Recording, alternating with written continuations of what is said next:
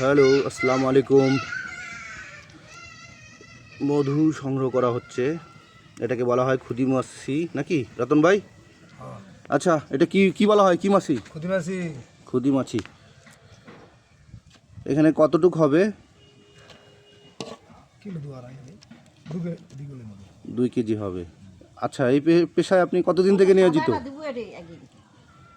পেশা আমার প্রায় 2 যুগ। 2 যুগ মানে 24 বছর। 12 দুগুণে 24। একটু কম হবে, একটু কম, একটু কম হবে। একটু কম, একটু। ও, আপনার তো 20 ধরো। 20 বছর 20 মানে 1 কুড়ি বাংলা যাকে বলা হয়। 1 কুড়ি। আচ্ছা, আপনি সত্যি করে বলেন তো, এই যে খুদি মাছির মধু ভালো না ওই যে যেটা হলো বড় বড় চাক হয় ওইটা ভালো?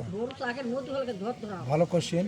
এটা হলো 100, এটা 100, হ্যাঁ পাওয়ার 100, হ্যাঁ, এটা 80। তাই নাকি? হ্যাঁ, মানে 80, আর 100, এটা হলো 100, এটা 100 মানে যদি ওইভাবে করা হয়, নির্ণয় করা হয় আর হ্যাঁ, কি। এটা 100, ওটা 80। তার কারণ কি? কারণ এটা হলো মুখ পাতলা হুম আর সুগারও খুব ঘন, এই জন্য মধুটা খুব টাইট, মধুটা খুব সুস্বাদু হয়, মধুটা খুব সুস্বাদু হয়। খুদি মাছির বুঝতে পারছি। মধুটা খুব সুস্বাদু হয়। আচ্ছা, এই যাবো তো আপনাকে কামড় দিছি কটা?